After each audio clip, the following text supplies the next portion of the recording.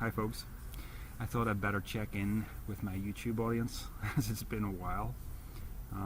Just want to thank folks for keeping the comments flowing and keeping the personal messages flowing too. I haven't responded to all that many of them, but I assure you I have read them and I have appreciated them. So anyway, what will we talk about today? Well, the thing that has been on my mind quite a lot lately is the idea of ownership, the idea of owning something. And it's not often noticed, but we can't really own anything. The idea of ownership is kind of a myth if you really think about it. Let me give you some examples. If I go to an art gallery and I see a really beautiful painting and it's hanging there on the wall and it's maybe £2,000 to own, and I've got £2,000 that I can spend, so I buy the painting and I put it up in my living room, and now I own it. But what actually changes in my life by me paying for that and putting it up in my living room? What do I get out of that, aside from some sort of ego boost or prestige or something, that I own this, that I can boast to other people? Let's forget all that nonsense, because we know that's just egotism, right? What I really get out of it, what I get is the repeatable experience of being able to look at that painting anytime I'm in my home. That's all I get. But let's remember, anytime I wanted to see that painting, I can just visit the art gallery and sit there and look at it. You see what I mean? So I'm going to spend £2,000 just so I can look at that painting on cue. And in fact, I can't look at it when I'm at work because it's in my home. You see what I mean? Ownership is the idea of repeating an experience. We can't actually own anything. Life and consciousness just consists of experience. Ownership is repeatable experience. I own my home, right? What that means is I can have the repeatable experience of going there, resting my head, making meals, chilling out, whatever.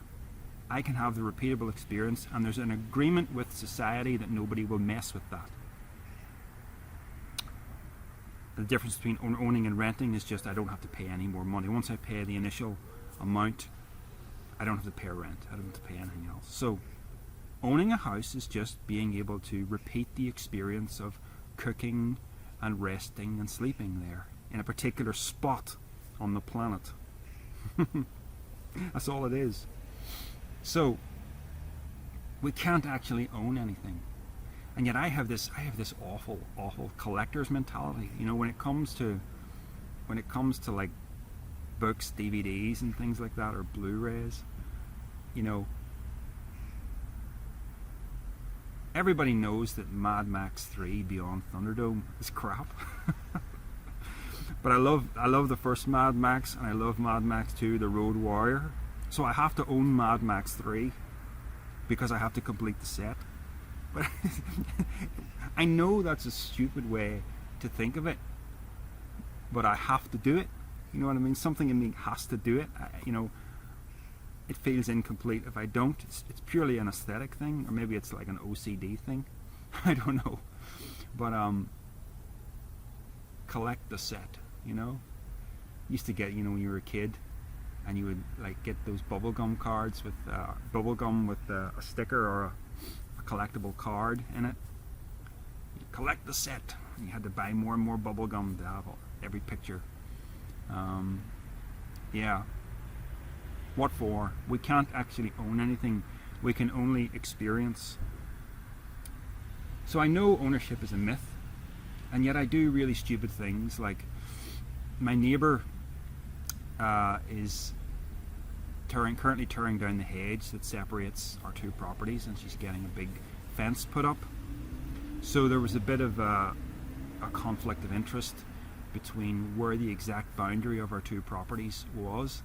So there was discussion between me and her about that, and it never got nasty or anything. But I found myself, obsessing over making sure that she made the right decision and that she didn't extend her fence into my property.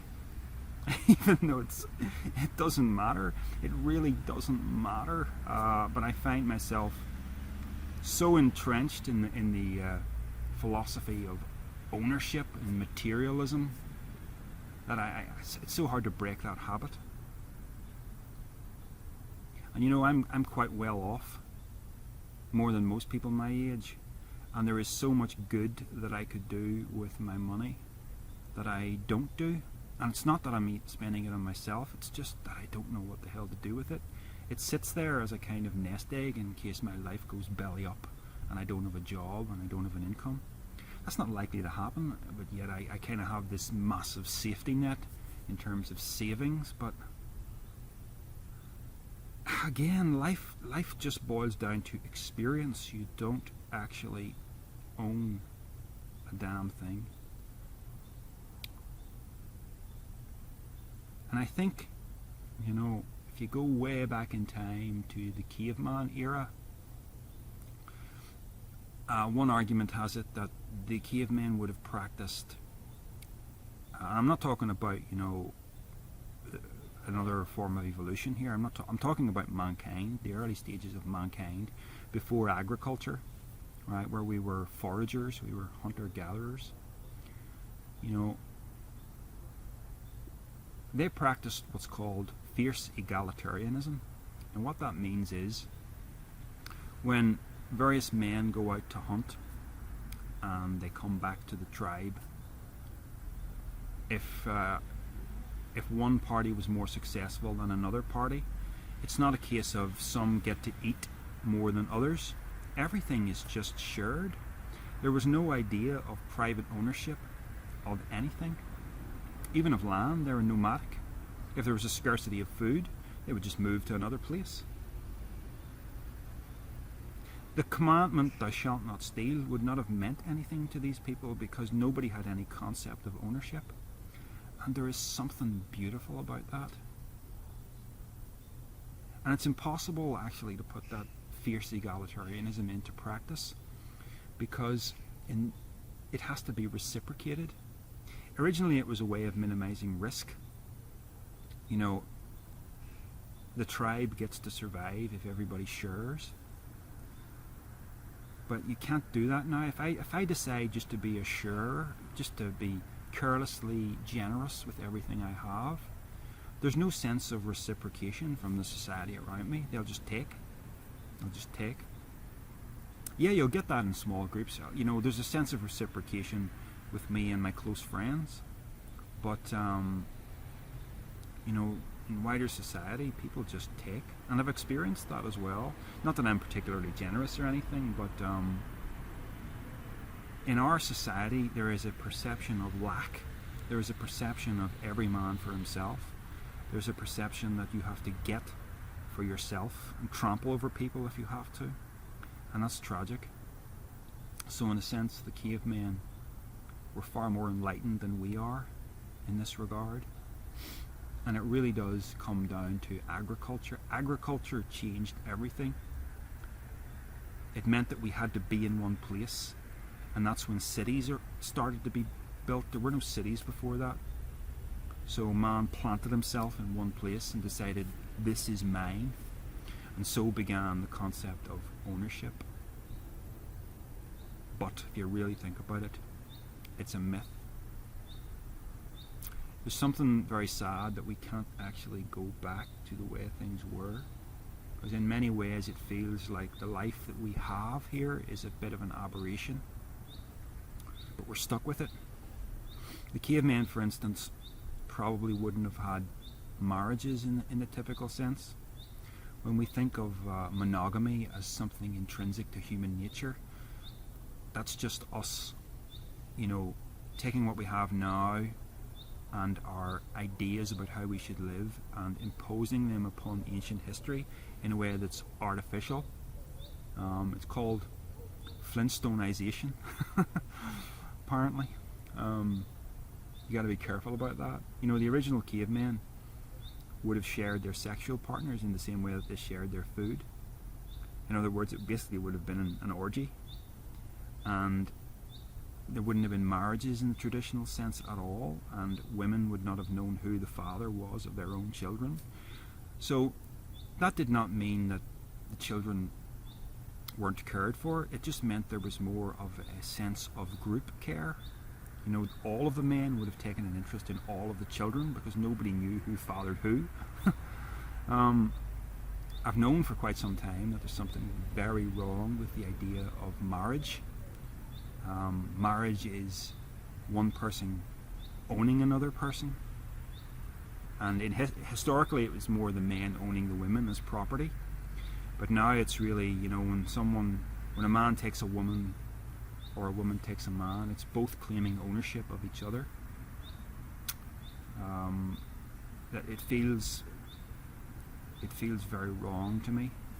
The only thing I haven't been able to understand about that is you know, if we don't marry, how on earth do we, what do we do with children? How do we raise children if we don't have parents? I haven't known the answer to that until recently, and the answer is how the cavemen did it. It was a tribal thing. It wasn't about a child with two parents. It was a child raised by the tribe. But you can't suddenly bring that back. If I were to suddenly say, right, I'm going to live like a caveman, well, I'd be just arrested, wouldn't I? You can't. It has to be in place. You know, there has to be that collective agreement among people to live in that way. When one person goes out on their own and does that, it's not going to work.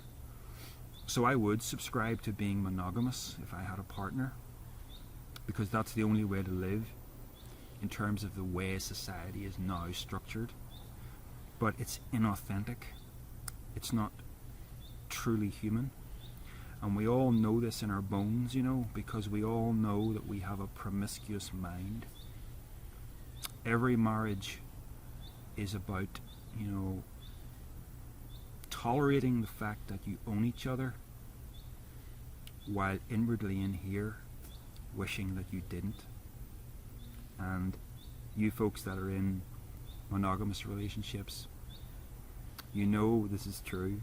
You know this is true with your secret thoughts. A large part of that is why I'm an awful lot happier single, because there's not a lot of people are prepared to be this honest with themselves. That sounds like a boast, but you know, for the most part I avoid romantic entanglements because women do not. Where am I going to find a woman who thinks like I do? Tried it a couple of years ago and it did not work out at all.